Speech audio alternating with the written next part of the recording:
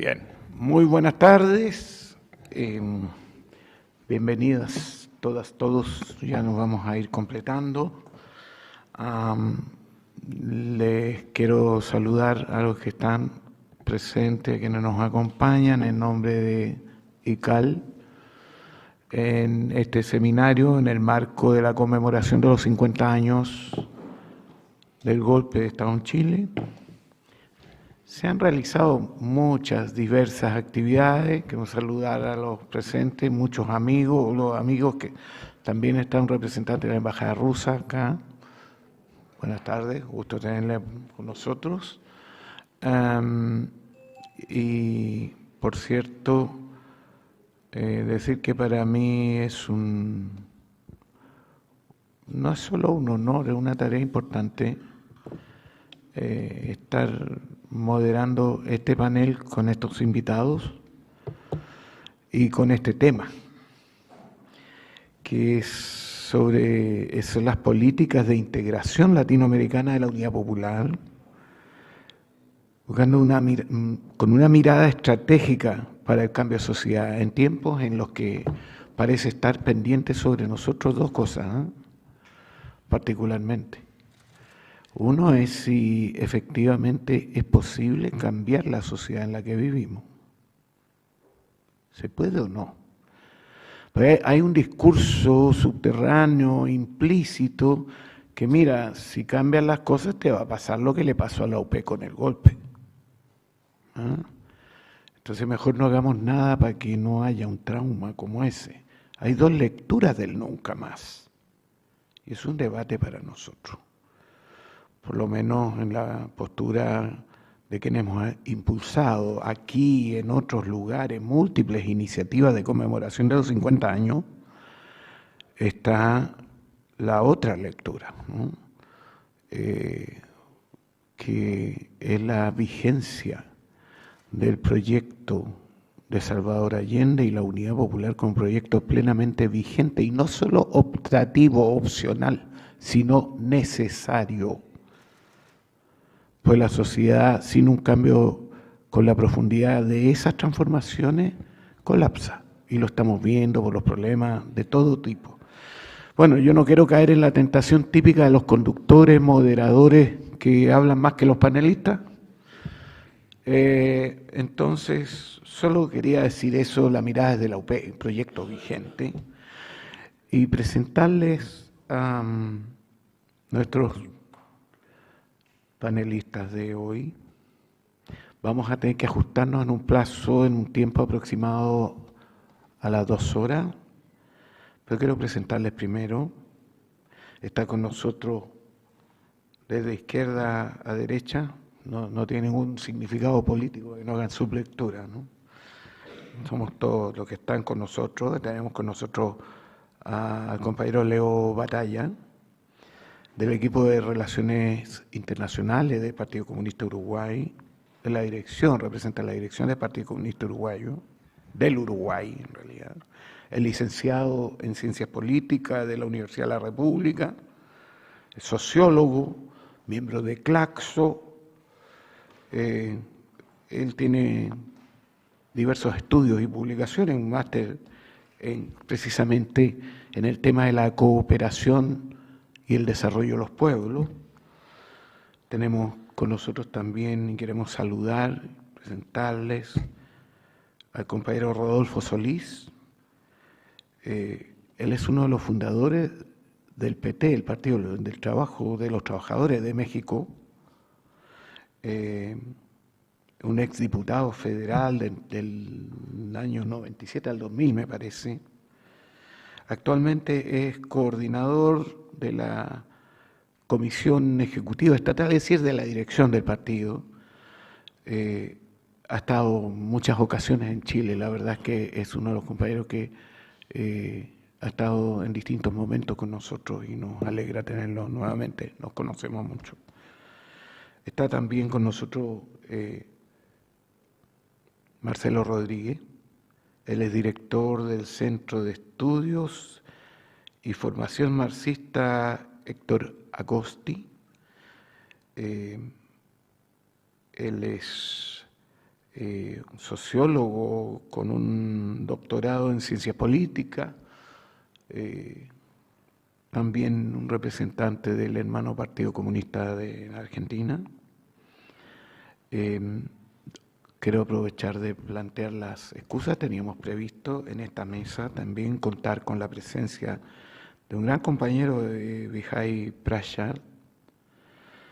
Él es un dirigente comunista de la India que no puede, está desterrado de su país, él tiene que vivir en el exilio, no puede entrar a la India nunca más, por ahora, ¿no? Él es un doctor en ciencias políticas, autor de múltiples publicaciones, pero es director del Instituto de Estudio Tricontinental y también un amigo nuestro solidario con Chile. Está en estos días, él vino a esta jornada, lamentablemente se nos enfermó, ¿no?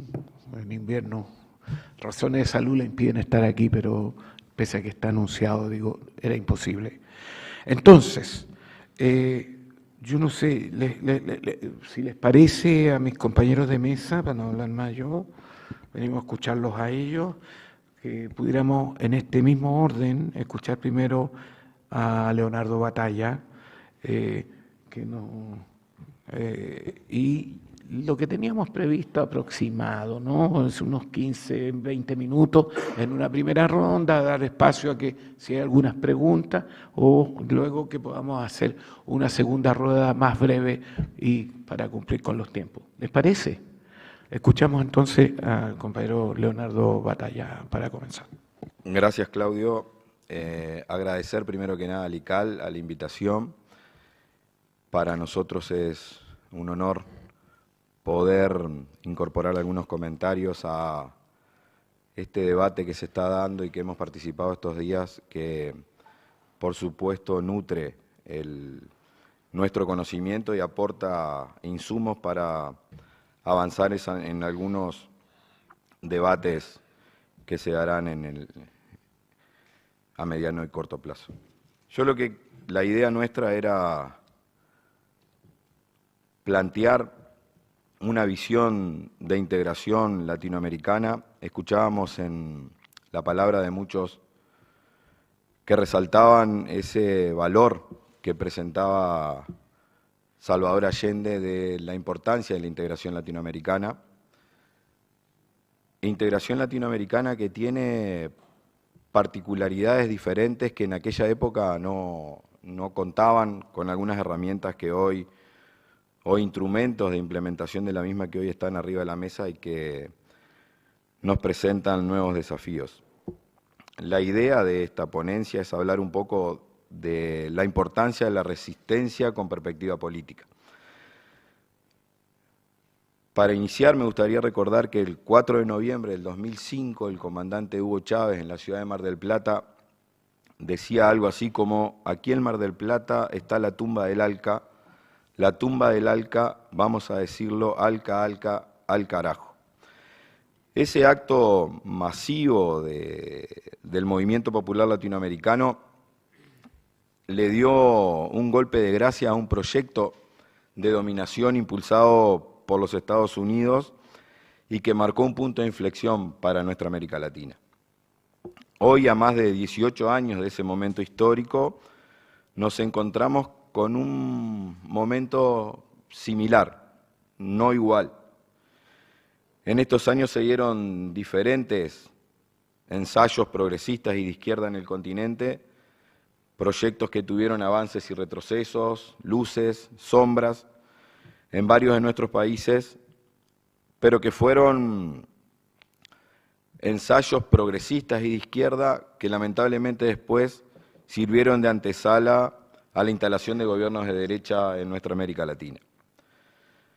Gobiernos que rápidamente no dudaron en arremeter contra todas las conquistas que se habían dado en los gobiernos progresistas de América Latina de principios del siglo XXI.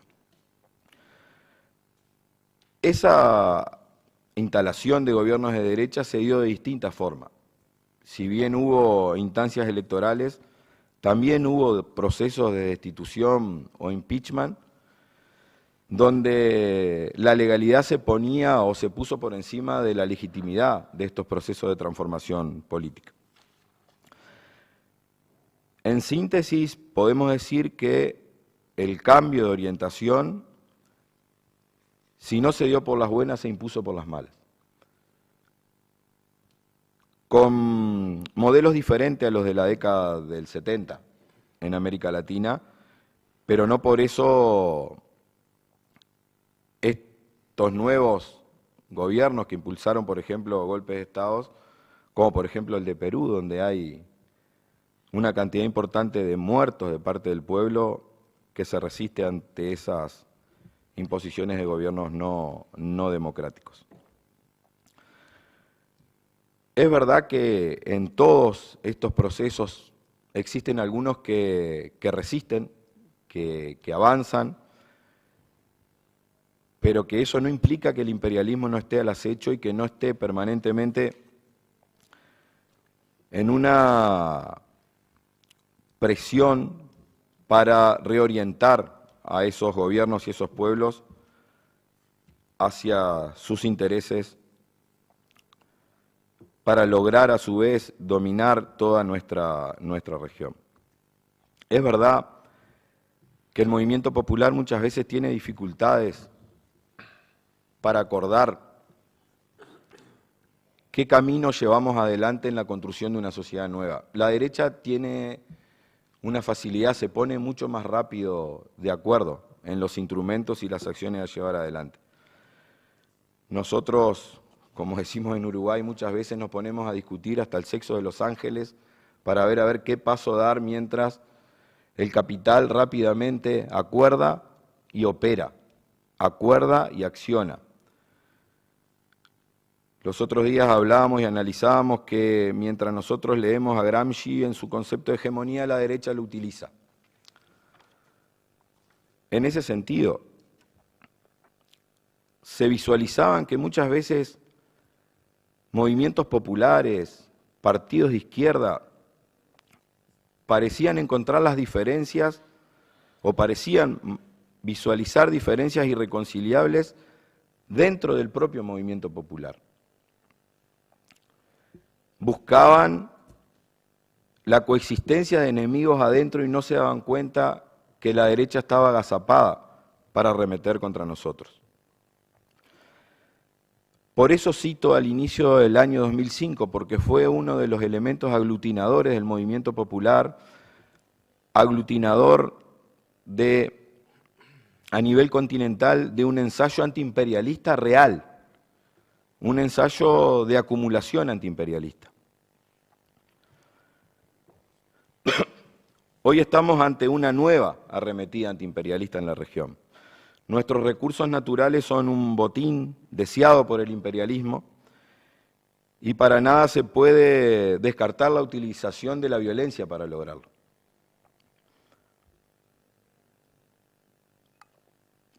Disculpa que tengo la garganta deshecha. En América Latina es poseedora de una amplia gama de recursos naturales y las grandes potencias y los bloques económicos hoy se disputan esos recursos. Estamos y formamos parte de un botín muy preciado y ahí aparece un elemento que surgió hace más de 200 años, que es la doctrina Monroe, donde América para los americanos era algo que estaba instalado y no discutido, pero que no lo visualizan de la misma forma otros actores que disputan la hegemonía geopolítica. Existen varios documentos que permiten establecer la importancia de América Latina en la disputa geopolítica de hoy.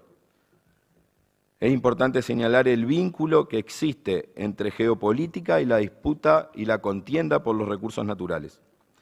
Eso no es casual, sino que es causal. Las grandes potencias buscan apropiarse de lo emanado y lo extraído de la naturaleza porque para seguir siendo dominantes necesitan tener de esos recursos y están favorecidos por sus conocimientos tecnológicos y científicos. El proceso de dependencia llevó a grandes diferencias en el desarrollo científico y tecnológico, y esta potencia la dicotomía que existe entre la sustentabilidad planetaria y la no sustentabilidad planetaria.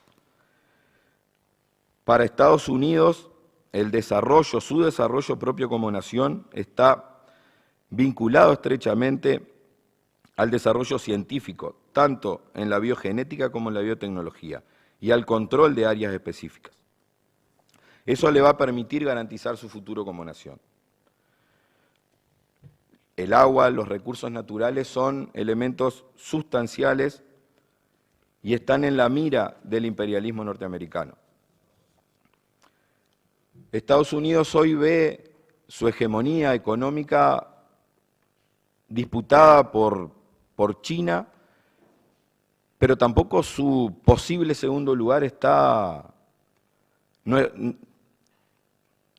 amenazado por otra potencia que puede ser la India o bloques comerciales que le disputen ese lugar. Y Estados Unidos no está dispuesto a perder. Y ahí es importante recordar que Lenin planteaba en su teoría del imperialismo como una fase superior del capitalismo, que agudiza a su vez las contradicciones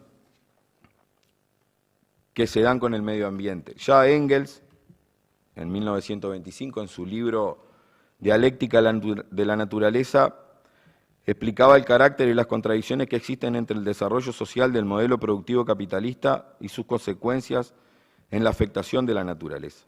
Estas se expresan en la depredación de los bienes comunes, el calentamiento global, el cambio climático y la crisis ecológica. Todo esto da pie para sostener en forma categórica que el materialismo histórico está vigente. Porque lo que existe es un desarrollo material de la realidad en una revolución productiva, industrial y tecnológica. Hoy existen 3 proyectos medioambientales en el mundo que se disputan de distinta manera los recursos naturales que existen en nuestra América Latina. El Pacto Verde Europeo, el Green New Deal de los Estados Unidos y los proyectos tecnológicos para la generación de energía limpia impulsado por China. La idea es cambiar la matriz energética y principalmente, como ejemplo, en los medios de transporte. Es sustituir lo que funciona hoy a petróleo por energía almacenada, energía renovable. Para eso necesitan construir baterías, porque la energía hay que guardarla en algún lado. ¿Qué necesitan para eso? Necesitan recursos que están en gran parte en América Latina: el cobre, el níquel, el litio y el molibdeno.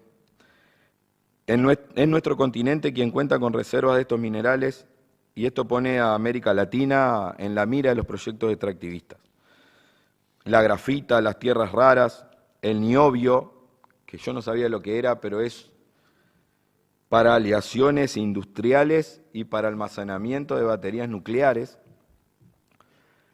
Esto implica que ante esa arremetida pueden haber agresividad en los procesos extractivistas, pero también pueden haber respuestas, como por ejemplo Bolivia en la nacionalización del litio, en la estatización del litio. Laura Richardson, cuando vino de pasada por acá, decía que para Estados Unidos lo que importaban son los ricos recursos y elementos de tierras raras, el triángulo del litio que conforman Argentina, Bolivia y Chile, y las grandes reservas de petróleo, el Amazonas como pulmón del mundo y el 31% del agua dulce del mundo que están en esta región.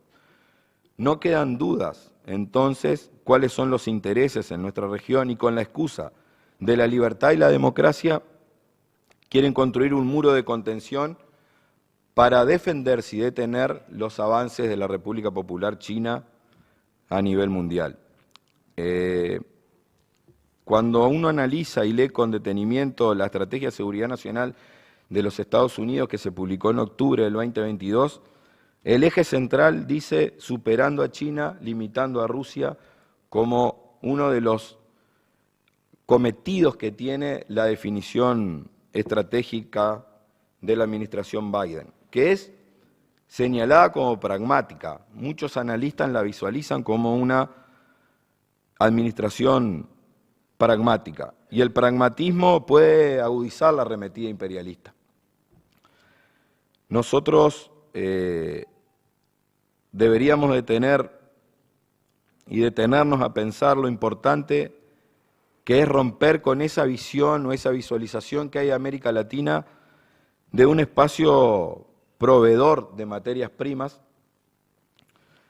y buscar avanzar por procesos de industrialización distintos a los del ICI, porque eso generó algunas dificultades, pero sin perder de vista lo que se planteaba en ese tema, en ese tiempo, buscando el avance científico y tecnológico con una visión soberana, articulando en instancias de integración como la CELAC y la UNASUR, entre otras. Ahí vamos a darle importancia a una discusión donde la soberanía y la propuesta de algunos proyectos superen la inmediatez.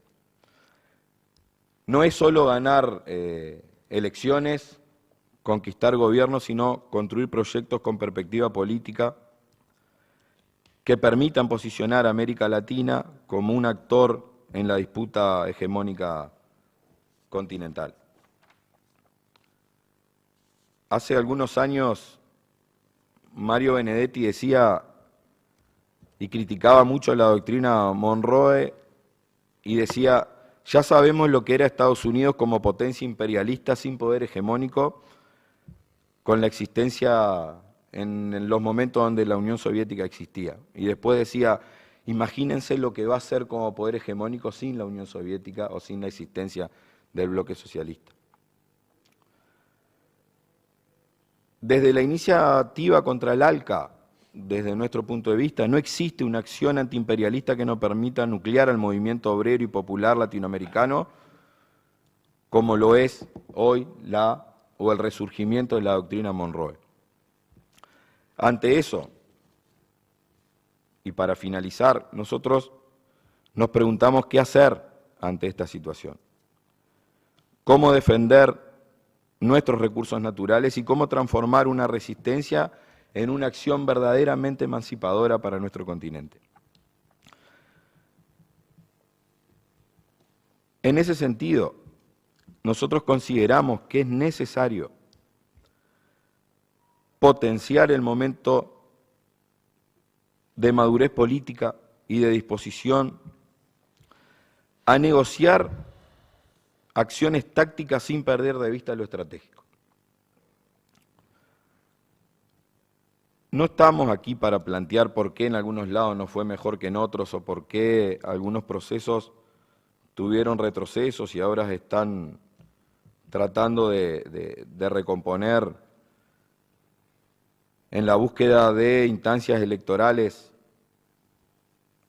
recomponer un poco el deterioro social que le ha causado a nuestros pueblos estos gobiernos de derecha. Pero hay un debate dicotómico importante, que es entre el individualismo, por un lado, ese que fomenta la derecha, y nuestro proyecto de construcción de una sociedad colectiva. En ese complejo proceso, nuestros pueblos deben de buscar resistir, pero sin que eso se transforme en un fin en sí mismo. Resistir con perspectiva política. Hoy más que nunca el movimiento popular necesita un gran debate político, debate en el cual se fortalezcan los acuerdos, se discutan nuestras diferencias en el marco de la fraternidad, manteniendo y respetando la independencia del movimiento obrero y de los movimientos sociales con los gobiernos progresistas y de izquierdas. No se necesitan espacios para aplaudir sin cuestionar. Más que nunca se necesita independencia, pero sin prescindencia de los procesos políticos. Se necesita fortalecer el diálogo en donde existan acuerdos y diferencias. sin perder de vista nuestro objetivo principal, la sociedad de una sociedad más justa y solidaria. Estamos en un debate sobre una visión del mundo unipolar o multipolar. Estas parecen ser las alternativas posibles. Ante esto, consideramos que es momento de presentar una alternativa integracionista a debatir, pues es claro que gran parte de esa disputa se dará en nuestra América Latina. En ese sentido, creemos que es oportuno profundizar en el debate e incorporar una categoría o visión de integración multipolar antiimperialista, porque no es cuidar nuestros recursos naturales para venderlos al mejor postor, sino que es defenderlos en el marco de la incorporación de actores sociales en las disputas nacionales con proyección regional y mundial. Muchas gracias.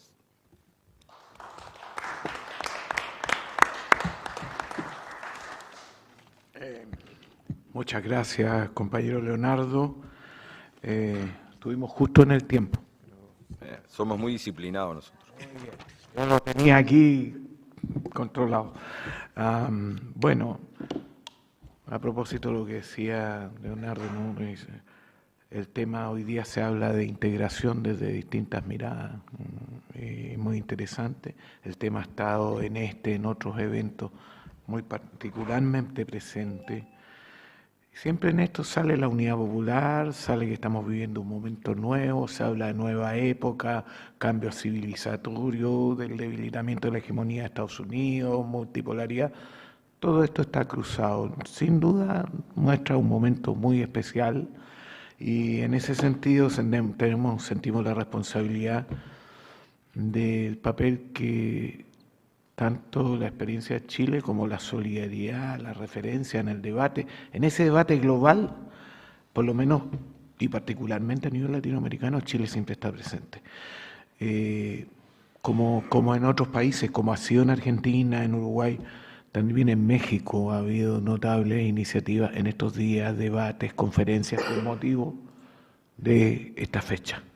Entonces, queremos dejar con ustedes al compañero Rodolfo Solís, que está aquí a mi lado, para ofrecerle la palabra. Muchas gracias.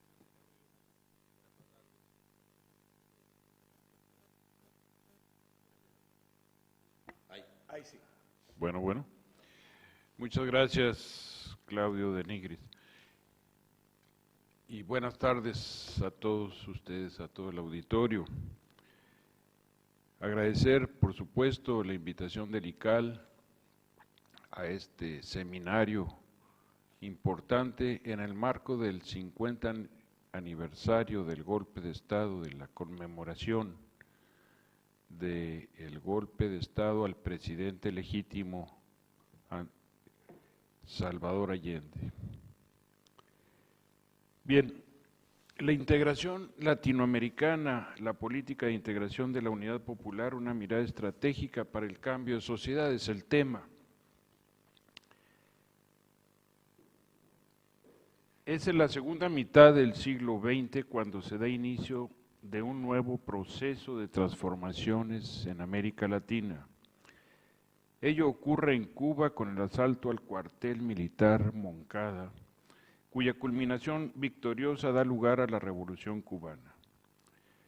Los anteriores intentos en Guatemala, en el Perú, en Colombia, entre otros, que siendo importantes tenían como límites las concepciones nacionalistas y soberanistas, distinguidamente en la mayor isla del Caribe, se declara a Cuba socialista, a 90 kilómetros del imperio.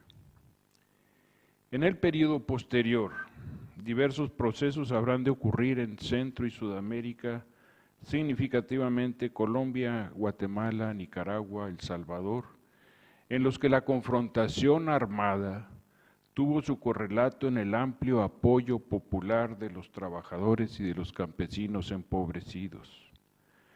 La característica de todos ellos es que lograron incorporar a amplios sectores de la población a dichos procesos. Ello implica que no solo fueron las organizaciones políticas las organizaciones políticas militares, los liderazgos, sino que al incorporarse los trabajadores y amplios sectores de la sociedad, asumiendo su papel conscientemente en la disputa del poder y en la transformación de sus condiciones, se van erigiendo en sujeto del propio proceso de transformación.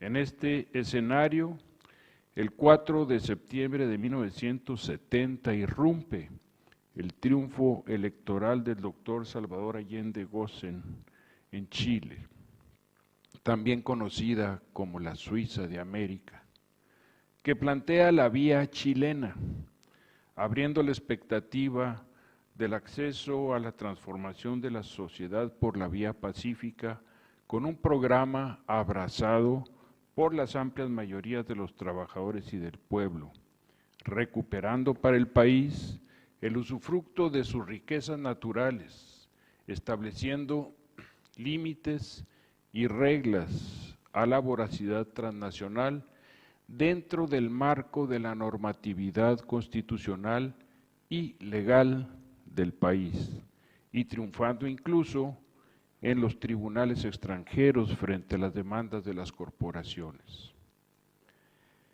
El gobierno de la Unidad Popular significó un radical cambio de régimen, no solo de gobierno, alcanzando el más amplio reconocimiento y consenso nacional e internacional por cuanto a la pulcritud legal de su ejercicio de gestión pública y política. No era posible para el imperio constreñir al gobierno de la Unidad Popular, que había estado resistiendo el asedio político, comercial y financiero y de la oligarquía, del imperio y de la oligarquía local, y que a pesar de ello se alza con una victoria contundente e incremento de los resultados electorales en las elecciones parlamentarias intermedias de 1973. Los intereses imperiales acorralados, impotentes, enfurecidos, porque con las propias reglas de la democracia formal representativa eran derrotados en todos los campos, recurre entonces, con la intervención directa de la CIA, de las corporaciones transnacionales, la ITT, Verbigracia y otras, a ejecutar el golpe de Estado previamente planeado del 11 de septiembre de 1973 y aplicar una política genocida y el terrorismo de Estado contra el pueblo chileno, sus organizaciones sociales y políticas y en contra de sus dirigentes. El golpe de Estado del 11 de septiembre dejó en claro al mundo que las clases dominantes, las oligarquías locales y el imperio recurrirán incluso a la violencia genocida para conservar el poder y preservar el sistema de dominación que ejercen, el capitalismo. Al abordar la cuestión de la integración latinoamericana, debemos pensar en la relación de los diversos procesos que tienen lugar en la región, específicamente en los procesos de transformación y revolucionarios que tienen un desarrollo desigual.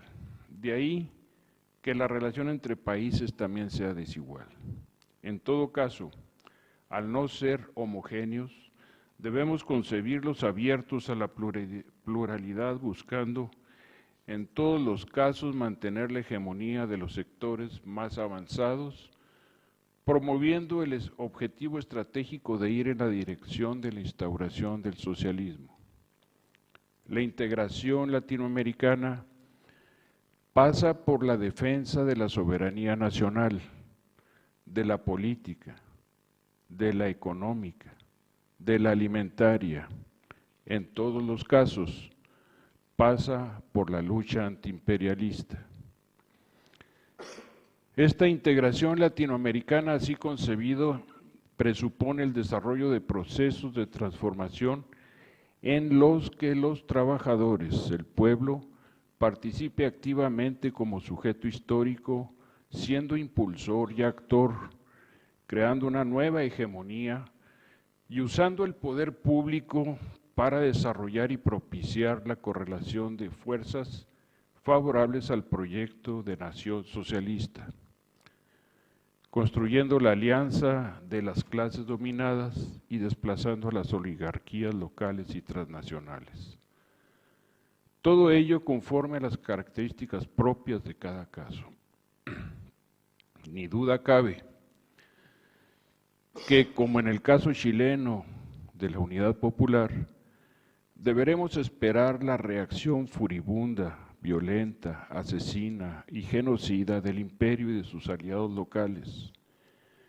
Ello será posible contrarrestarlo con mayor o menor dificultad en la medida en que los más amplios sectores de la sociedad hagan suyo el proceso transformador y se apropien de su construcción y de su defensa, en la medida en que asuman las tareas de la construcción de la nueva sociedad. Y fíjense que no estoy hablando aquí de gobiernos progresistas.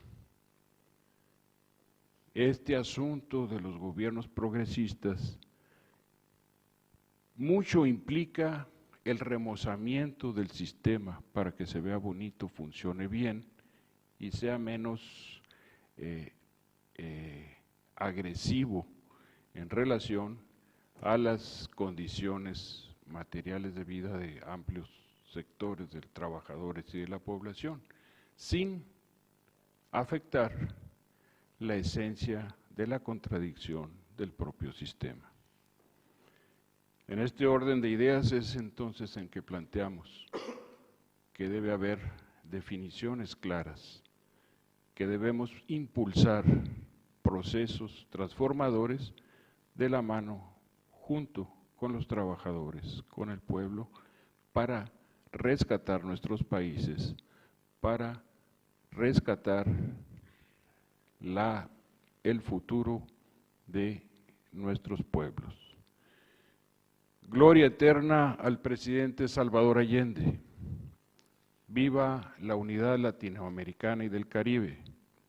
Viva la nueva sociedad socialista. Viva Chile. Venceremos. Muchas gracias.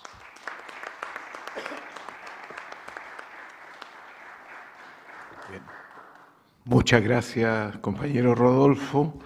Quiero adelantar que, por lo menos según lo que está previsto, las distintas participaciones en los paneles de este seminario, la idea es poderlos publicar próximamente lo antes posible, digamos, para que estén disponibles para todos quienes, no solo quienes han participado, sino que para que quede por el valor que tiene para el momento en que estamos dando esta batalla.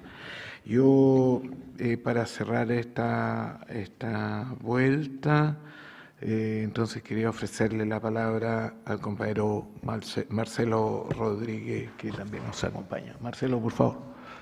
Gracias, Claudio. ¿Qué tal? Buenas tardes.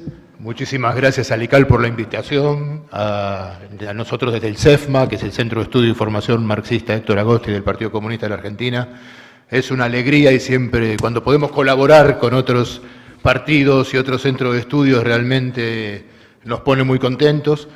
Así que, bueno, tanto al Partido Comunista de Chile como a LICAL, agradecerle la invitación y no puedo, antes de comenzar mi intervención, hacerle llegar el saludo de nuestro secretario general, de nuestro comité central y compartir el pesar que todos sufrimos en la Argentina por la pérdida del camarada Guillermo Teillier, con quien la dirección de nuestro partido tenía una relación muy amistosa, muy fluida, no solo política. El 2 de septiembre realizamos un comité central donde le rendimos un homenaje a Guillermo y no quería empezar sin hacer llegar el saludo del Partido Comunista de la Argentina y nuestro comité central a los camaradas chilenos. Bueno, se están diciendo varias cosas. Me parece que es interesante tomar algo que está apareciendo mucho, ¿no? Nosotros en Buenos Aires, en Argentina, lo estamos trabajando bastante, que es esta efemérides como paraguas que contiene y nos ayuda a explicar toda la que estamos viviendo en este momento, que son los 200 años de la doctrina Monroe. Porque en realidad, si hablamos de golpe de Estado, de los clásicos del siglo XX, con los militares y los tanques en la calle, o si hablamos de los nuevos tipos de golpe de Estado de hoy, llamado golpe de Estado blandos o suaves, proceso de desestabilización, lawfare, etcétera, etcétera, en el fondo de lo que estamos hablando es de cómo el imperialismo norteamericano considera América Latina. Académicamente lo llama el hemisferio occidental, cuando no quieren ser tan académicos nos llaman el patio trasero. Ahora no nos quieren llamar el patio trasero, están cambiando la época y nos llaman como su próxima vecindad, más o menos la traducción de lo que anduvo diciendo Biden por ahí, ¿no? Pero demuestra que nosotros nos ha tocado vivir en un continente que es una gran isla, cosa que no pasa a muchos en todo el mundo, ¿no? Toda esa isla americana, como también lo llaman ellos, y que para los Estados Unidos es fundamental mantener el control sobre esta zona, para sus intereses geopolíticos. Más en un momento en el cual está puesta en duda la hegemonía de los Estados Unidos por un multilateralismo y otras potencias como China, Rusia, la India, que algunas las llaman emergentes, ¿no? Y uno tiene que recordar que llamar emergentes a Rusia y a China, que siempre han sido grandes países y potencias, digamos, están otra vez jugando en la cancha grande, diríamos. Entonces, el repliegue nunca dejó de tener importancia América Latina para Estados Unidos, pero hoy, en esta circunstancia, mucho más, ¿no? Pero igual, si nosotros tenemos que analizar nuestra historia, y hoy estamos hablando del 50 aniversario del golpe de Estado en Chile, fue también en Uruguay, hoy hablábamos el golpe de Estado. En la Argentina estamos a 40 años, oficialmente se llama 40 años del retorno de la democracia.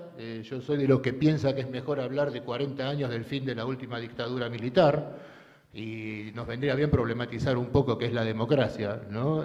Más allá de eso, ir cada 2 años a votar institucionalmente y después no poder participar en nada más, por lo menos hablo desde Argentina, es lo que nos pasa, ¿no? No hay una democracia muy participativa que digamos, pero hay un paraguas que es, me parece, de la doctrina Monroe, y el golpe de Estado en Chile es un momento que me parece que es clave para América Latina y para lo que va a venir después geopolíticamente en buena parte del mundo, que no vamos a compararlo, pero es parte de un proceso en el cual hoy estamos viviendo otro momento histórico bisagra a nivel internacional. ¿Por qué me parece que el golpe de Estado en Chile en el 73? Muchas cosas se dijeron acá. Veníamos de la salida de la crisis del petróleo, la salida del patrón oro, el dólar, Vietnam, varias cosas estaban pasando en ese mundo bipolar, ¿no? De la Guerra Fría. Y con el golpe de Estado en Chile, en donde estaban los procesos de descolonización en África, los movimientos de lucha armada en América Latina, había la revolución cubana que había triunfado y estaba dando toda una esperanza nueva a los procesos de liberación y emancipación, aparece el gobierno de Allende, con algo que hasta ese momento en muchos países no se tenía tan en claro que podía ser posible, que era comenzar un proyecto de construcción socialista por vía democrática, y que podía haber un presidente marxista que gane las elecciones, asuma la presidencia y que no llegue al poder solo por la vía armada.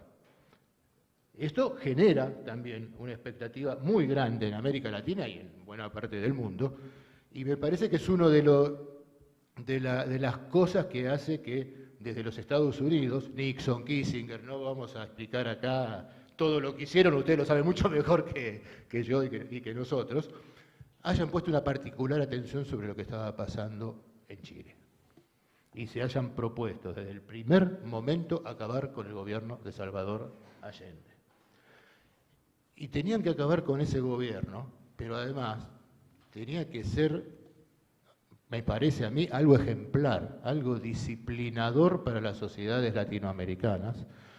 Y uno ahí puede también entender la violencia y el salvajismo de lo que fue el golpe en Chile y de lo que 3 años después fue el golpe en la Argentina también.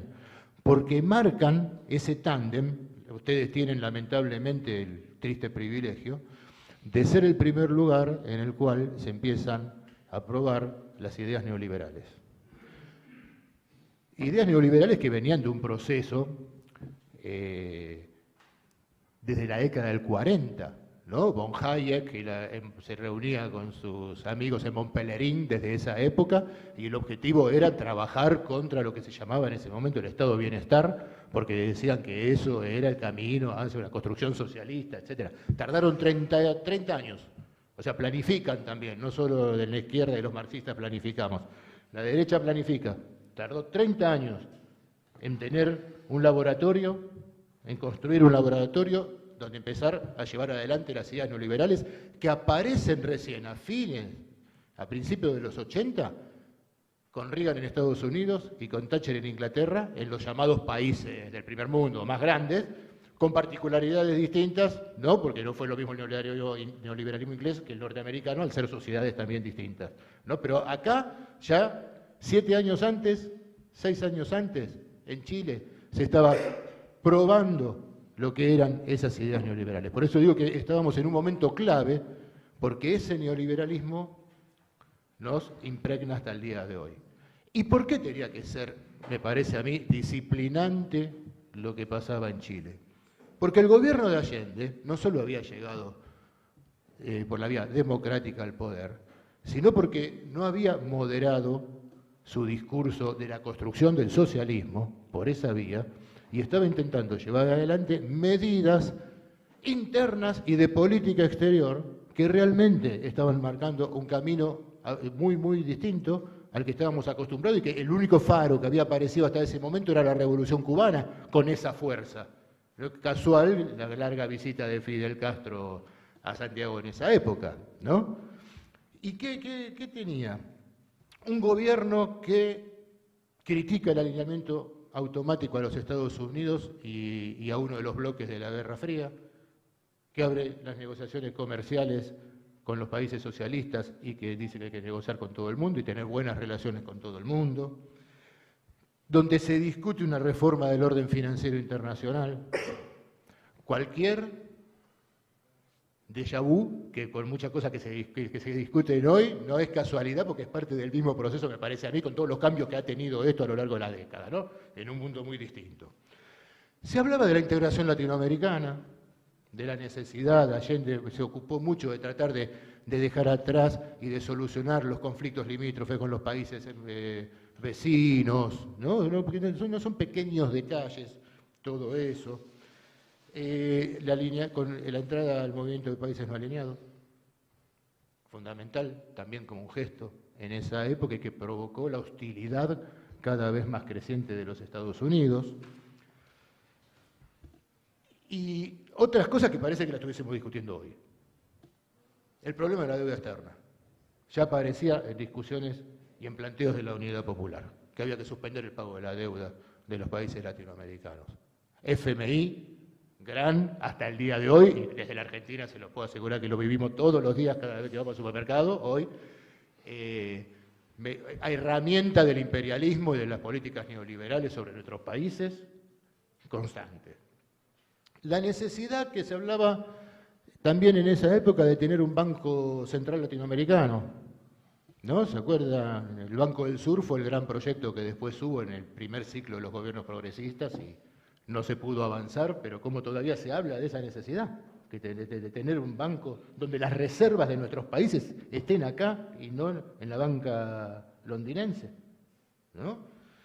La necesidad de desarrollar desde los países de América Latina la ciencia y la tecnología soberanamente. Otro tema que se discutía en la época de la Unidad Popular y que hoy es central, y que hoy es mucho más central por el desarrollo que ha tenido, pero como ya se veía 50 años atrás esta necesidad en los sectores más avanzados. Y cuando hablaban de los acuerdos con los países andinos, cuando uno lee un poco qué era lo que se discutía con los países andinos, ustedes, bueno, lo saben, insisto, mejor que yo, se hablaba de esa necesidad de una moneda común para el comercio entre los países para no depender del dólar. Bueno, podríamos sacarlo hoy eso como tema directamente, ¿no? Entonces me parece que hay un momento clave en el que se están jugando muchas cosas en la década del 70 Y hay un tándem en América Latina que tiene que ver con la revolución cubana y con el gobierno de Salvador Allende, dos modelos distintos de llegar al poder, pero de construir el socialismo, y dos presidentes marxistas que llegan al poder, que prende todas las alarmas. Cuba tiene otra particularidad por su relación con la URSS, etc. Sería para mucho más largo, pero deciden en un momento que acá en Chile tenían que disciplinar. Y hay cada vez más documentos, ¿no?, de la obsesión de Nixon y de Kissinger, que todavía 100 años y siguen dando vueltas por el mundo, tenían para poder terminar con la experiencia del gobierno de Salvador Allende. Si vemos el proceso de estos 50 años, volver a poner sobre la mesa lo que fue la experiencia de la Unidad Popular nos puede servir mucho para pensar los desafíos que tenemos hoy.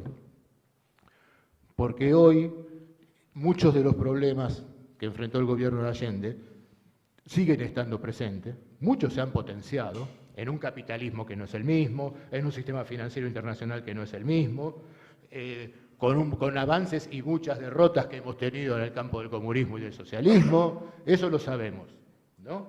Pero hay un proceso histórico en el cual nos conviene no cortarlo y decir, hasta acá pasó algo y no tiene nada que ver con lo que pasó hasta ahora, porque vamos a encontrar esos vasos comunicantes que nos pueden servir. Y nos pueden servir cuando vemos que hoy estamos, la hegemonía norteamericana, que cuando vos decías que a veces la derecha aplicaba mejor a Gramsci que nosotros, uno se acuerda cuando lee el Santa Fe II, que hacen referencia explícita a que tienen que leer a Gramsci y ver cómo construir la hegemonía en contra nuestra. Lo dicen directamente en ese documento de 1990, ¿no? Pero hoy estamos viviendo eso, en el cual hay una hegemonía. Cuando cae el muro de Berlín y se derrumba la experiencia soviética, se acuerdan las épocas de la muerte de las ideologías y del fin de la historia planteadas por Francis Fukuyama y un montón de posmodernos, algunos que se vendían de marxistas también, posmodernos. Les duró 10 años. Esa idea del siglo americano les duró como mucho una década y el mundo empezó a mostrar que había otros jugadores que estaban buscando un lugar en la mesa central. Y esos jugadores son China, Rusia e India centralmente, que están construyendo no solo potencias como países, sino bloques regionales. Por eso lo que estamos viendo nosotros desde hace un año y unos meses, que es esta guerra que le declara Estados Unidos a Rusia en el territorio ucraniano a través de la OTAN, con el objetivo de afectar a Rusia, pero por lo que significa Rusia, pero también porque es el principal socio y partener de el que ellos consideran su verdadero enemigo en los próximos años, que es la República Popular China, o casualidad, más allá de todo debate, dirigida por un partido comunista. Después vienen todos los debates que querramos, pero dirigida por un partido comunista, ¿no? Entonces, en este nuevo momento histórico, muchas de estas cosas que se planteaban en la Unidad Popular toman para nosotros un significado renovado y que estaría bueno tomarlo.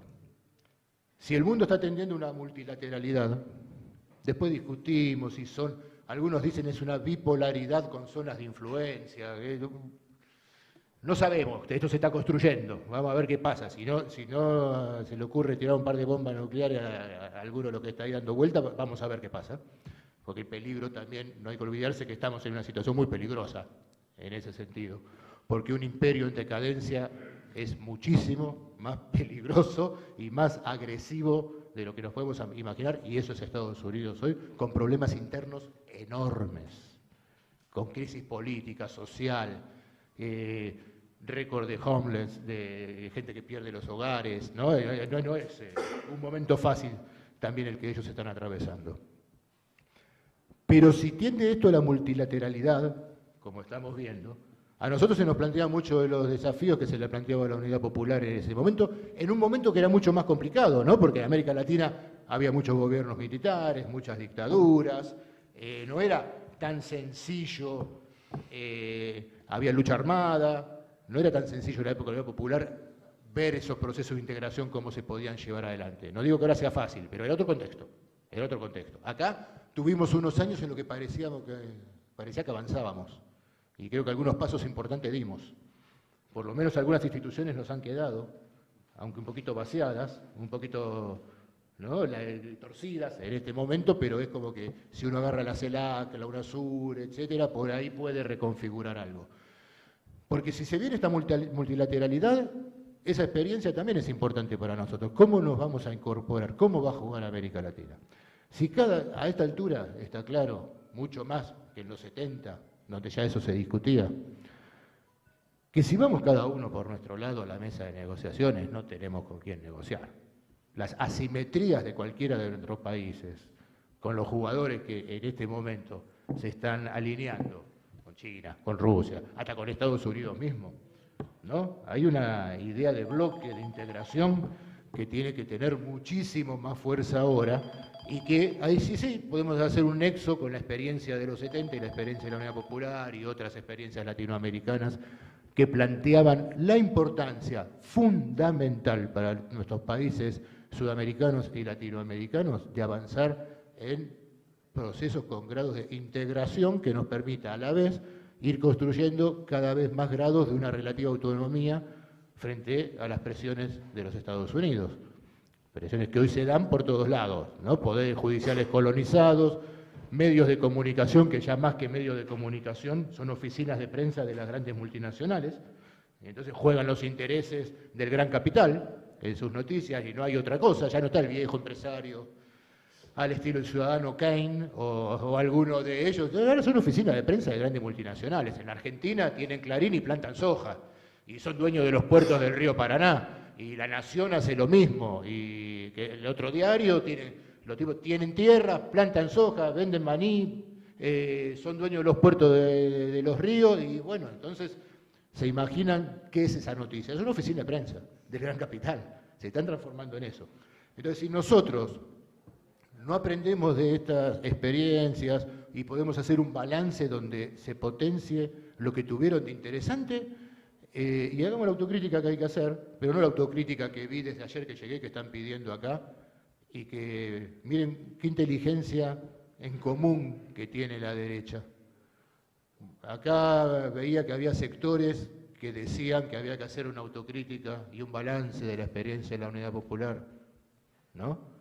Que en realidad lo que habría que hacer es justicia con ellos, más que un balance de lo que hizo la Unión Popular. Y en la Argentina hace 48 horas, en la legislatura de la Ciudad de Buenos Aires, la candidata a vicepresidenta de Milei hizo un acto en el cual supuestamente era por las víctimas civiles de la subversión, pero fue una reivindicación de la dictadura militar.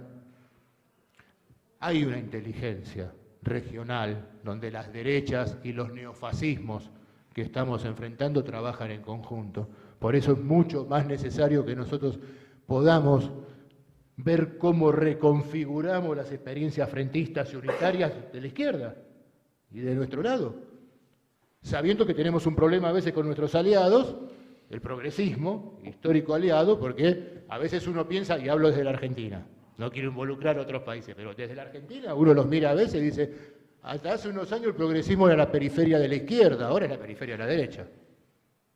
Porque se están conformando así. Todo lo que eran progres hace 10 años está en el PRO.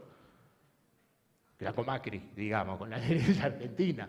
Es un problema, ¿no?, de muchos de estos sectores. Pero creo que ahí tenemos que ver nosotros cómo enfrentamos este desafío, y estas fechas como esta, no tenemos que caer en dos peligros. Por un lado, nosotros mismos podemos transformarlas en una efeméride histórica, ¿no? Y bueno, hagamos historia. ¿Qué pasó? Es parte de un proceso que no podemos encerrar en la historia, sino que es parte de nuestra vida cotidiana, lo que todavía estamos viviendo cuando recordamos y cuando analizamos fechas como esta. Y la otra, que creo que se está viviendo muy fuerte, es que cuando aparecen estas fechas, desde la derecha, nos quieren meter el germen de la duda si no nos tenemos que autocriticar, si no tenemos que dudar de lo que pasó, si no hay que abandonar ese romanticismo revolucionario, no, porque dicen cualquier cosa, y a veces a sectores del progresismo esas cosas le van entrando.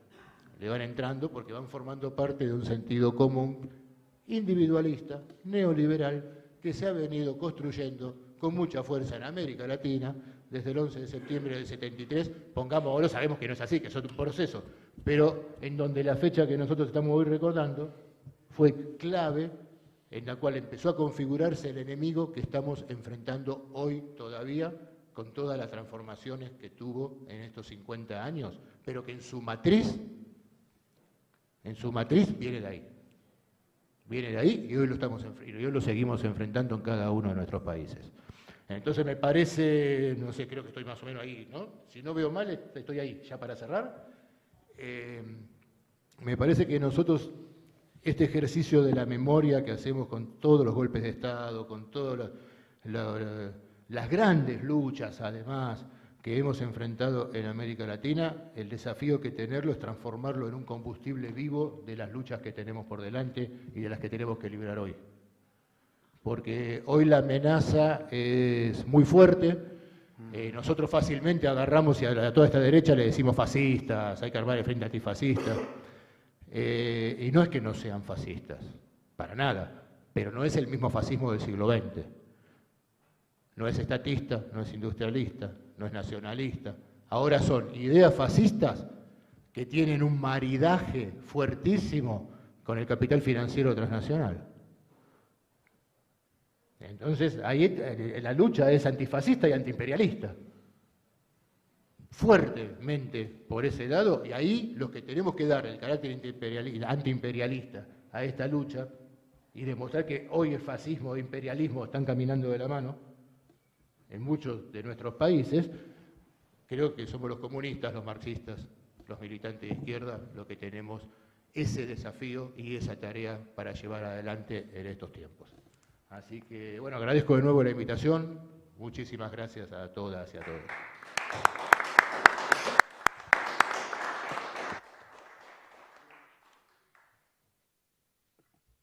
Muchas gracias, Marcelo.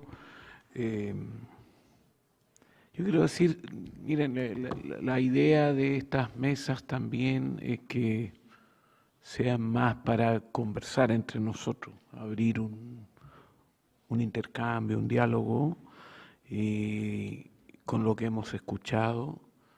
Les quiero proponer, ¿no?, que pudiéramos dar espacio de, si ustedes quieren plantear alguna inquietud, pregunta breve, por cierto, porque ya se nos termina el tiempo, para dar espacio a conversar un poco más en un diálogo que es sumamente importante.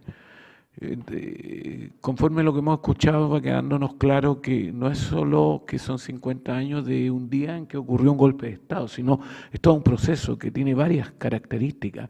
Primero, que se producía un fenómeno respecto del tema del poder, con la perspectiva del socialismo, con una forma propia, nueva, porque responde a un fenómeno que era regional, latinoamericano, que se enfrentó a un imperialismo que sentía que esto se le fue de las manos y trató de escarmentar. Particularmente se ensañó con lo que ocurrió aquí, pero no ocurrió solo en Chile, varias dictaduras. Que Chile jugó un papel como conejillo de Indias, laboratorio, no sé, para experimentar un neoliberalismo feroz que posteriormente, aquí está con nosotros Andrés Álvarez, que ha venido de Colombia. En Colombia hablan de despinochetizar las leyes laborales, porque aplicaron igualito el modelo de aquí a allá. En otros países están las AFP. Enfrentamos una visión más global. Y hoy día se habla de cambio civilizatorio, estamos en una nueva época, está el fenómeno de la irrupción de China, el debilitamiento de la hegemonía norteamericana después de la Guerra Fría, y en realidad se habla más bien de que estamos ante una segunda Guerra Fría que aplica los mismos criterios, hay distintas opiniones. Entonces son muchos los elementos, pero todo indica que estamos en un nuevo momento, en un ciclo.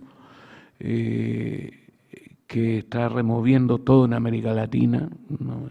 Entonces, son distintos aspectos. Yo no sé si en base a todo esto que hemos escuchado, ¿Alguien quisiera hacer algún alcance o consulta? Compañero, 1, 2, veo 3 manos. Quiero saludar también pues, a la compañera Bárbara Margarita de Cuba, que está con nosotros. Ella es directora de investigación del Centro Fidel Castro en Cuba. Partamos por la compañera Bárbara, después Castillo, compañero también. Espérenme. Hagamos 3 preguntas primero y ahí vamos viendo cómo continuamos. Compañera, por favor.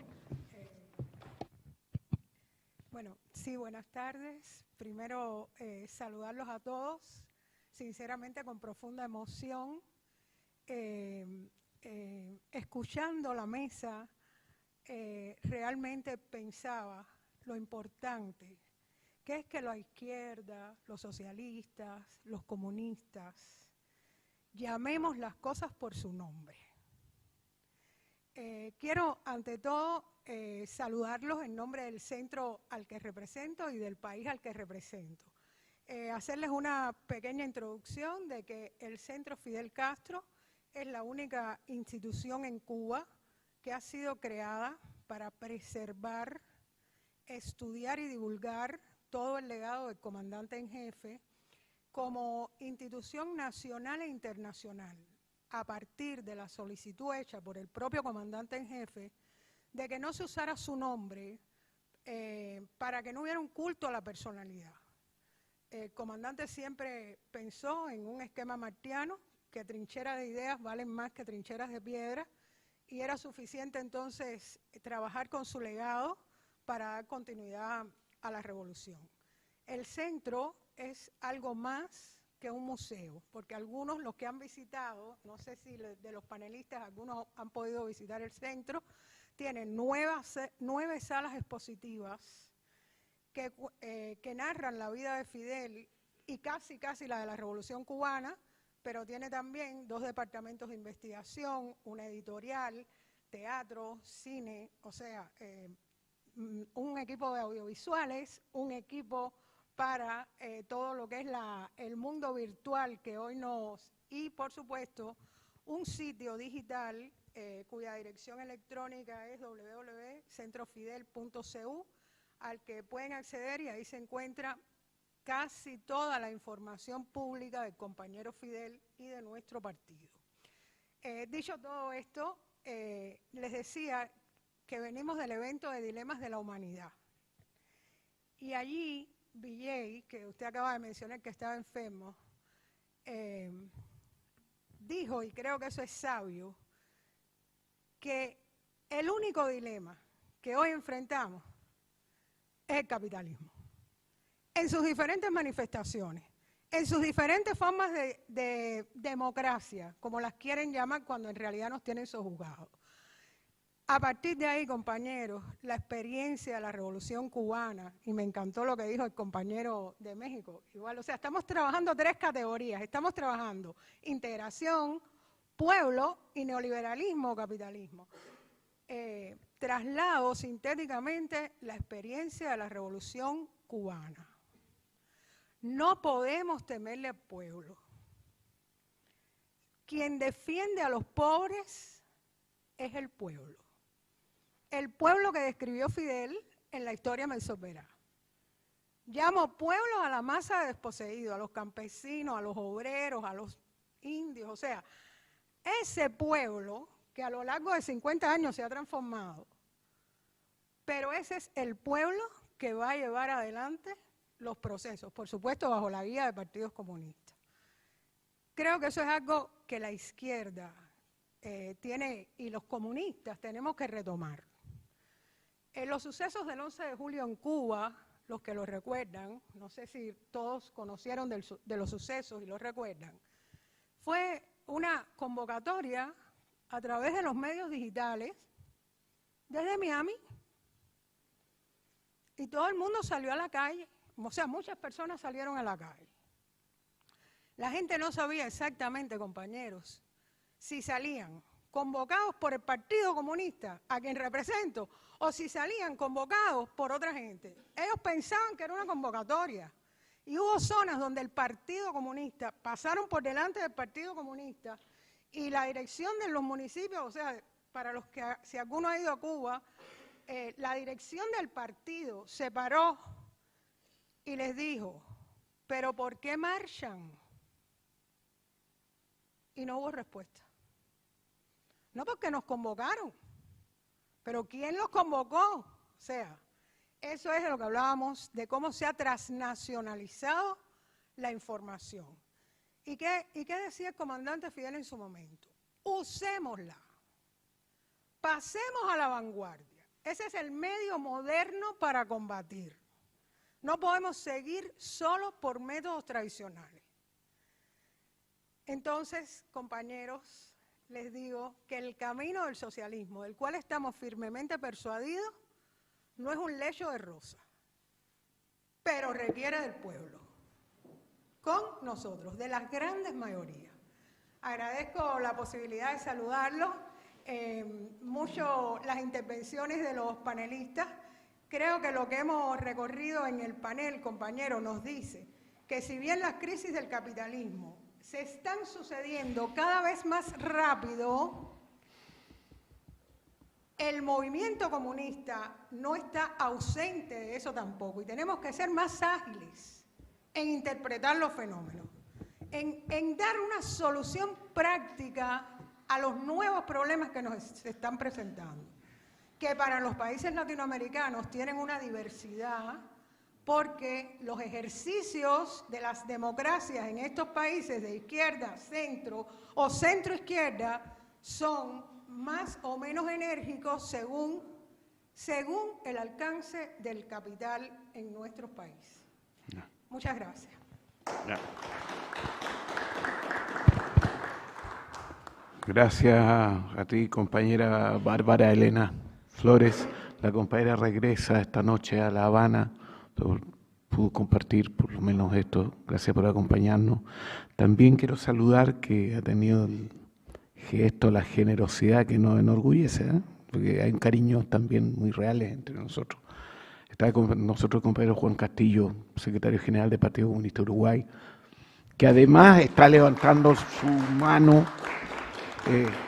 Escuchamos, compañero Juan. Adelante. Bien, gracias compañeras y compañeros. Un saludo para todos. A mí me parece que son tantos los acontecimientos y los hechos que los debates siempre me quedan con gusto a poco. Seguramente ustedes quedaron embuchados con cosas para decir. Terminás de decir algunas cosas y no dije tal otra y debería haber dicho tal cosa. Y hay tres. Y cualquiera de nosotros hubiésemos podido estar ahí, agregar más elementos y nadie repetiría cosas, hechos, sucesos, preocupaciones, ansiedades que tenemos por delante. El problema que tenemos por delante en la izquierda y en los procesos revolucionarios de nuestro continente es que no podemos delegar este análisis al resto de nuestro pueblo, sino que los responsables de conducir este proceso, de elaborar este proceso, estamos acá y son algunos camaradas y compañeros más que nos rodean en los procesos de unidad popular, en el movimiento sindical, en la unión de los campesinos, los indígenas, los cooperativistas, las mujeres, las expresiones políticas de izquierda. Yo cada vez que conozco y que siento y que escucho más a compatriotas del resto del continente, de mi continente, de nuestra América, me siento que no tenemos diferencia ninguna. No sea santo de qué tenemos división de fronteras y banderas distintas, somos la misma cosa, los mismos problemas, ¿no? Comemos comida distintas, tenemos gusto distinto y hasta canticos distintos a la hora de hablar, y nos reconocemos hasta por eso. Ahora, voy a México y me siento en mi casa, estoy en Cuba, me siento en mi casa, vengo a Chile y me siento en mi casa. No tengo tanto poder económico, simplemente que ustedes me hacen sentir de esa forma y siento que es así. El único problema y desafío que tenemos por delante es que nosotros no hemos sido capaces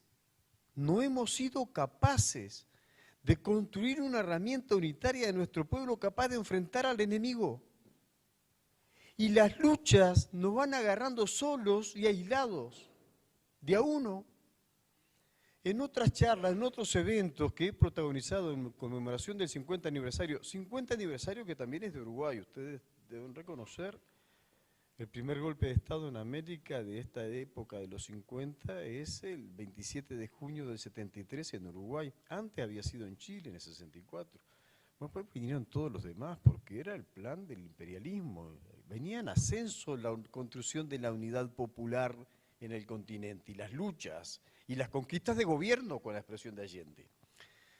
Esto era lo que ocurría, por eso pasó esto. El problema es que nosotros, los de 50 y más de 50, o sea, los jóvenes con experiencia, somos lo que hemos sido en algunos casos protagonistas de eso. Las generaciones más jóvenes nuestras de esto no saben un pomo.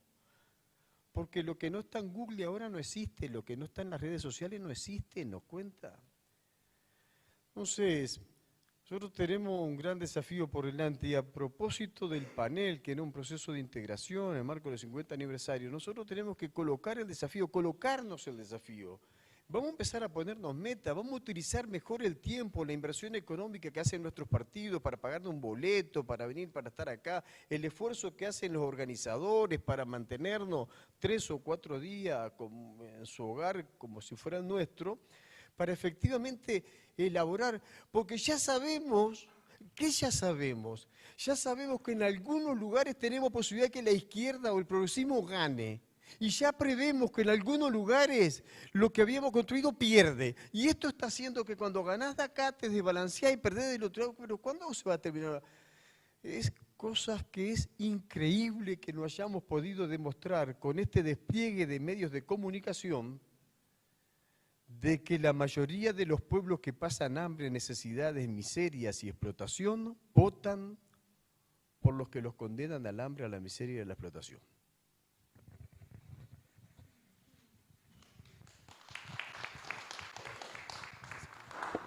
Gracias, compañero Juan.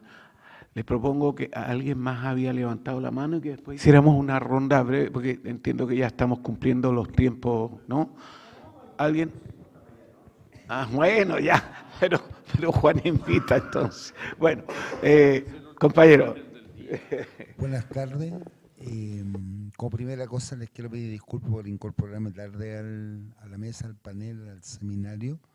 Y quisiera proponer, si es que no está contemplado la posibilidad de acceder a estos conversatorios por redes del instituto, cosa de que uno también lo pueda conversar en la Junta de Vecinos, el Centro Cultural, el sindicato, el club deportivo. Miren, lo mío más que nada era una pregunta y me siento muy mal y a lo mejor la voy a cambiar en el sentido de que reflexiones que han hecho otros compañeros al calor de esta conmemoración de los 50 años también me llevan a la preocupación. Yo soy un asiduo oyente del programa Sin Maquillaje, en el que César Abugaid, periodista nuestro, conversa con el alcalde Daniel Jadwe, y al calor del programa de ayer, en un momento hablan de dos hechos. Y Daniel hace una interpretación que yo solo escuché al compañero argentino, quisiera saber qué piensa él al respecto, porque Daniel menciona un momento cuando César le pregunta de la visita de Fidel, de que si en el momento que vino era conveniente que fuese tan larga, y mi interpretación de joven que no vivió esa época es que, bueno, si el pueblo lo quería aquí, ¿qué problema había en que se quedara esa cantidad de días? Fue a jugar básquetbol con los estudiantes de la Universidad Técnica del Estado, visitó Antofagasta, los obreros lo llevaban a las fábricas, estuvo en Chuquicamata, donde el cobre era nuestro a esa altura. Entonces, no sé por dónde pueden hacer de un comunista la preocupación de que un jefe de Estado de otro país que venía a entregarle el mensaje de apoyo de su pueblo y también seguramente conversar como conversó con Allende Fidel en la Casa Guardia Vieja, que se conoce como los diálogos de América Latina, en que los entrevistó, si no me equivoco, el perro Olivares, y también conversaron con Reyes de Bray presente. Entonces yo creo que me asalta esa duda. Y en la respuesta que Daniel le da a César, también dice, bueno, no sé, y cómo que se quedó. Entonces yo digo, la pregunta que voy a plantear, después de plantear la segunda preocupación, Daniel en la respuesta plantea que él sentía o siente al calor de la actualidad, de lo que él sabe, él era un hombre profundamente preparado, de que la Unión Soviética no estaba poniendo toda su ficha al Chile de Allende. Y lo que usted dijo, compañero, y ahí la pregunta a lo mejor para todo el panel, pero lo escuché a usted, es dos preguntas. Esa solidaridad entre los pueblos latinoamericanos requería el apoyo de la Unión Soviética. Se puede decir que la Unión Soviética, a lo mejor, a pesar de tener una caracterización que a lo mejor el compañero Allende no hizo, del carácter fascista de las Fuerzas Armadas chilenas, Fidel así lo advirtió, a lo mejor eso le causó a los soviéticos después la preocupación cuando empezaron a llegar los prisioneros liberados de los campos de concentración, como Don Lucho y otros luchadores, y todo el apoyo que da la Unión Soviética a la resistencia chilena. Entonces mi pregunta son dos. ¿Puede en un mundo así nosotros esperar esa ayuda? Yo creo que los cubanos en el año 85 lo resolvieron cuando empezaron su proceso de rectificación de errores, lo advierte el Che cuando va para allá el año 62, si no me equivoco, dice ni calco ni copia, creación heroica, que es de la frase de Carlos Mariátegui. Fidel dice, si llegase a caer la Unión Soviética. Entonces la pregunta es, ¿hasta qué punto nosotros, la izquierda, que debe levantar un programa profundamente popular de rescate de lo que fue el legado de Allende? Porque Jadwe siempre dice, disputarles el pasado para construir futuro. Pero si nos recogemos... Sí, las dos preguntas son, ¿hasta qué momento un candidato de la izquierda en la institucionalidad que tenemos, para no atemorizar a capas medias que no podemos perder, plantear ese tipo de propuesta o planteamiento que es visita de jefe de Estado revolucionario y todo? Y la segunda, en el mundo que está en construcción, eso lo comparto con usted, un momento, la otra Juan Andrés Lago decía, un momento incierto en la historia, ¿hasta qué punto empujamos esa integración regional y de los partidos de izquierda? Y ahí la pregunta, disculpe, es síntesis, ¿esa integración es solamente regional o vamos a hacer la integración entre las fuerzas izquierdas dentro de la región y el mundo? Ok. Eso sería. Muchas gracias. Gracias, compañero. Mire, hay muchos temas. Yo creo que con esto podríamos hacer una pasada rápido, darle la posibilidad a nuestros invitados que nos hagan sus comentarios. Pues hay muchos temas que todavía no hemos tocado, incluso de forma explícita. Por ejemplo, el tema de no solo el golpe, es el bloqueo Cuba, ahora que escuchaba a la compañera, los bloqueos, forman parte, estamos en un nuevo momento. Entonces, yo creo, escuchemos a los compañeros y ahí vemos cómo nos cuadran los tiempos que me están haciendo señal de arriba también, porque hay una programación. Yo no sé, compañero, ¿quién comienza? Compañero Leo, adelante, por favor. Bien, gracias a todas y todos por las intervenciones. Dos cosas que me parecen interesantes. La primera, nosotros debemos de reconocer que el sistema capitalista nos genera limitaciones que nosotros como sociedad muchas veces aceptamos. Eso primero. Son de las cosas que hay que combatir en la lucha hegemónica. El otro elemento que nos preocupa es que permanentemente nosotros estamos hablando de la disputa institucional y el problema de esa disputa institucional es que nos transformemos en marxistas institucionales. Y eso, tenemos un problema. Porque si nosotros nos institucionalizamos con las reglas de juego que impuso el capital, chao revolución. ¿Ah? Entonces, eso quiere decir que nosotros tenemos que ir, no estoy planteando que no hay que reconocer esa situación, pero ayer escuchaba cuando Lautaro planteaba que Allende le buscó la vuelta a la institucionalidad, a las reglas de juego para expropiar empresas en el gobierno de la UP. En el Uruguay hay reglas institucionales que están tan escondidas que nos permiten avanzar en un proceso de reforma agraria. Ahora, ¿cómo se hace eso? Se hace a través de la construcción de correlación de fuerza, no solo desde el punto de vista electoral, sino desde el punto de vista popular. Owen John dice en un libro, Chap, que está muy interesante, dice, si la izquierda no defiende a la clase trabajadora, pierde la razón de ser. Y muchas veces nosotros perdemos la razón de ser.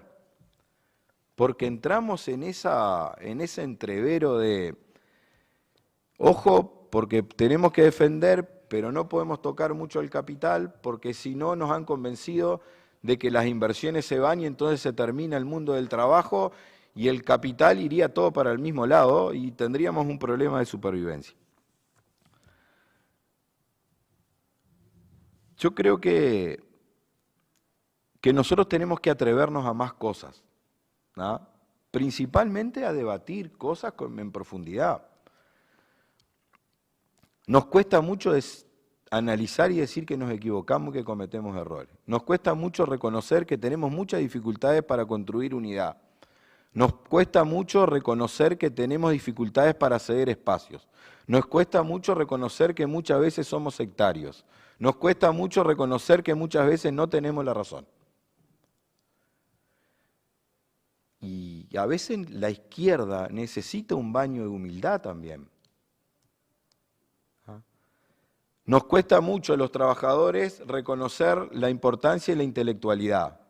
Y muchas veces a la intelectualidad le cuesta mucho reconocer la importancia del rol de la clase organizada. Nos cuesta mucho aceptar que hay movimientos como el movimiento feminista que está en pie de lucha. En algún momento vamos a tener que sentarnos a discutir en realidad hacia dónde va a rumbear este barco. Por eso yo creo, y con esto termino, que nos haría bien darnos esa discusión a nivel nacional, pero también a nivel regional y continental. Porque lo que decía Juan no es que sea mi secretario general, que para mí estoy totalmente de acuerdo con lo que dijo, ¿no?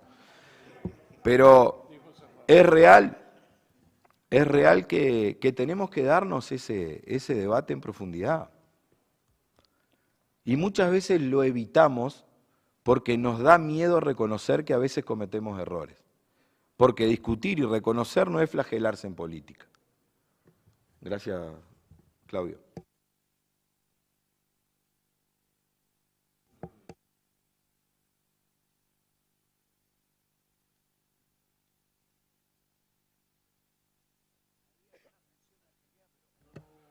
Dale, sí, no hay problema. ¿Hasta dónde empujamos los procesos de integración y cómo nos movemos en la institucionalidad? Mirá, yo creo que lo que nosotros tenemos que asumir es que la lucha de clases se da en varios escenarios. Lo que tenemos que volver a hablar es de lucha de clases. La lucha de clases, por momento, la vamos a dar en un escenario institucional, en un escenario electoral, en un escenario sindical y donde haya que ir en la calle todo el tiempo. El tema es cómo dar la lucha en esos espacios a nosotros nos sirve para un objetivo que es construcción de poder popular, podemos llamarlo, para el sujeto pueblo del que vos hablabas, que Fidel instala en La historia vamos volverá, ¿no? Pero cómo en cada lugar que nos toca dar esas batallas, nosotros la vemos como parte de una batalla mucho más estratégica que es la construcción de poder popular, con el objetivo de derrotar al capitalismo, que hoy le decimos más neoliberalismo que capitalismo, pero estamos hablando del sistema capitalista, no estamos hablando de otra cosa. No es que hay un capitalismo bueno. A nosotros en la Argentina se acostumbraron a hablar de capitalismo bueno o humano, y nosotros decíamos, Fidel decía, el capitalismo es el problema, no es la solución. No hay capitalismo bueno o malo. Hay capitalismo que se basa en lo que todos sabemos y por eso lo tenemos que derrotar y construir un sistema que lo supere, ¿no? Entonces, tenemos que recuperar, eso sí, en muchas cosas coincido con lo que decía Leo, pero también la audacia. Me parece que además de todo eso, la audacia tenemos que recuperar. Y la audacia muchas veces tiene que ver con qué propuestas hacemos, pero no solo las escribimos en un papel y las llevamos, sino cómo vamos a trabajar, a discutir esas propuestas en la calle, en donde corresponde, con quien la tiene que llevar adelante. Nosotros todavía en la izquierda creo que no nos hemos tomado el debido tiempo para tratar de entender cómo se ha modificado la conformación de la clase obrera. Y te digo, si nosotros decíamos esto en el año 2016, teníamos razón. Imagínate después de 2 años de pandemia. Porque todo este mundo que estamos viviendo, encima parece, mirá, hemos naturalizado la pandemia de tal forma, todavía no tenemos en claro cómo transformó la pandemia a gran parte de la sociedad y los sub-25, digamos, que de golpe ese mundo virtual, ese trabajo también virtual. Porque decimos, las redes, sí, son todas, son los dueños, los que le dan los contenidos son ellos. Ahora, ¿qué hacemos? ¿Cedemos el terreno de las redes o lo disputamos? ¿Nos corremos? Decimos, no tenemos que hacer Twitter entonces, o X, como se llame ahora. O tenemos que nosotros disputarlo, pero para disputarlo no es contestar cualquier cosa compulsivamente, sino ponernos a pensar con qué contenidos vamos a dar la batalla de idea, la batalla ideológica. Porque lo más fuerte que tenemos la izquierda y los marxistas, una de las cosas más fuertes que tenemos es nuestra ideología, es la lucha por la concientización, organizar, concientizar. Lenin, clásico, ¿no? Lo que mantenía en los distintos momentos que fue en el quehacer que va viendo según las circunstancias cómo se cambia, pero organizar, concientizar, eso era la columna vertebral, diría un peronista argentino, de la construcción de los marxistas. Pero me parece que tenemos que ir por ese lado. La pelea la tenemos que dar en todos lados. Ahora, tenemos que tener en claro que nosotros, ¿qué estamos construyendo? Alternativa política, poder popular, con el objetivo de ir horadando al sistema dominante para llegar a tener con la relación de fuerza para poder derrotarlo y superarlo. Eso es así.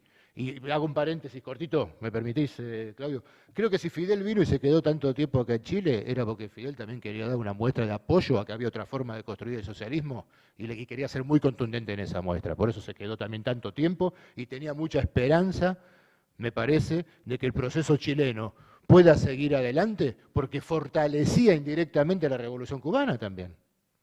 O sea, dialéctica, somos marxistas, ¿no? Es dialéctico. Como todo esto se fortalece, y me parece que por eso lo hizo, porque no era ningún improvisado el comandante Fidel Castro, ¿no? Cada cosita sabía muy bien por qué lo hacía, y cuando echaba el ojo en alguien o en algún proceso, no era una apuesta al azar, sabía muy bien de qué se trataba.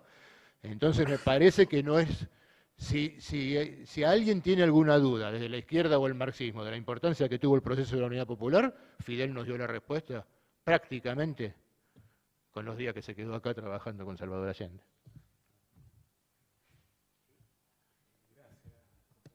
Compañero Rodolfo, por favor. Ahí va. Gracias. A mí me llamó la atención el cuestionamiento acerca de la oportunidad de la visita de Fidel, con eso empiezo. Si leemos el discurso de Salvador Allende en la ONU 72. y leemos la segunda declaración de La Habana de Fidel, pero pues habría que ver cuál fue primero, el huevo o la gallina. Es decir, hay una coincidencia plena en los planteamientos en relación a los tópicos todos que se estaban viviendo en ese momento y que incluso son vigentes en su gran parte actualmente. La deuda externa, las relaciones desiguales entre países, la cuestión de las materias primas y además Salvador Allende plantea coincidencia incluso con el presidente de México en ese entonces, en ese discurso ante la ONU, en relación a las cuestiones del tercer mundo, que así se le llamaba.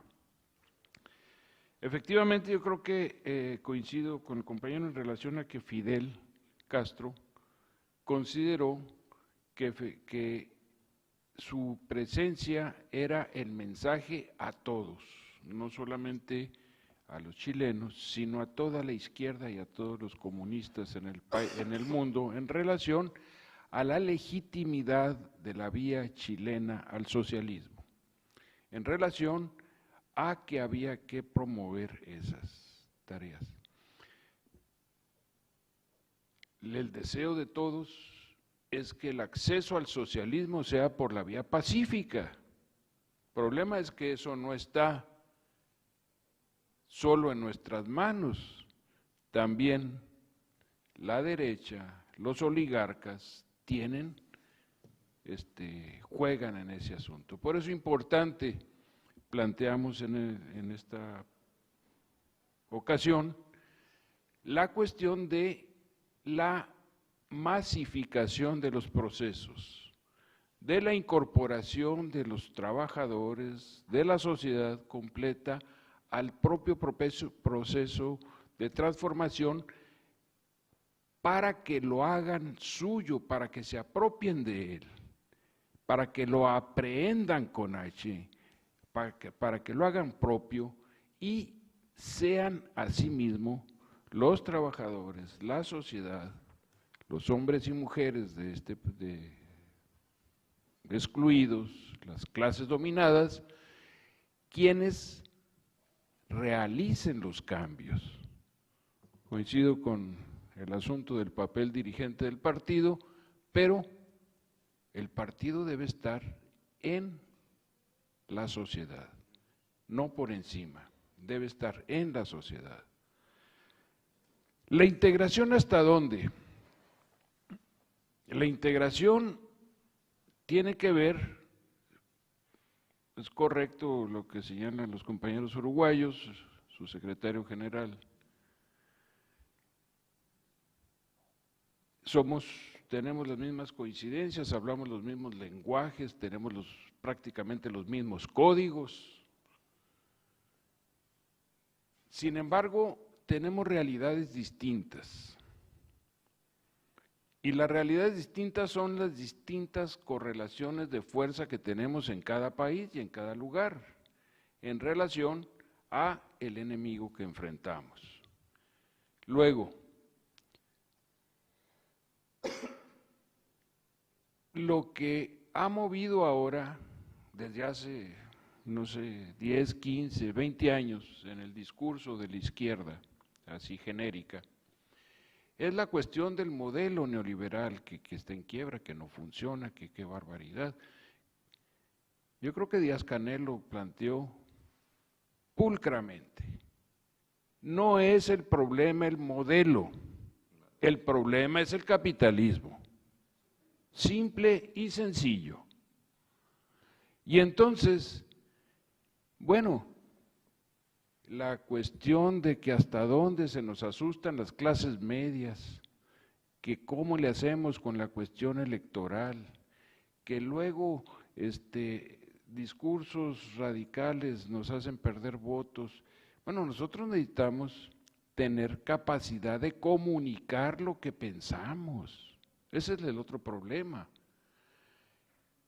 Que en la medida en que tengamos capacidad para comunicar el ideario, la propuesta, el programa del socialismo, en esa medida tendremos capacidad de incorporar también a los compañeros y a los trabajadores y a las clases medias. El problema es esa capacidad de comunicar no puede ser solamente verbal,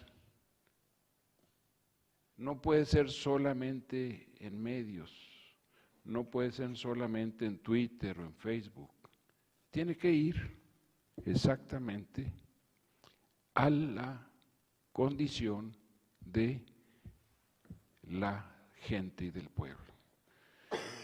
A mí me gusta mucho, y la cito con los compañeros en Guanajuato, en la trinchera de la ultraderecha de México,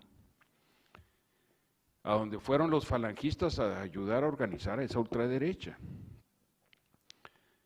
Me gusta mucho la resolución del CELAM de 1968 en relación a la evangelización. Discutían, pues es que se nos están yendo los feligreses. Y entonces la resolución fue,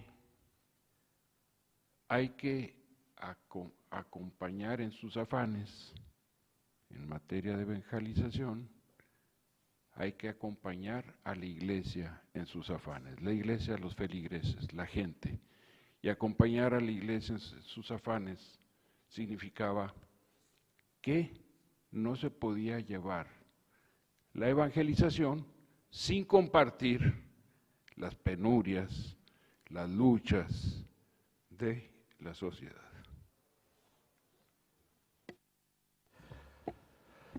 Bien, muchas gracias, compañeros. Hemos escuchado.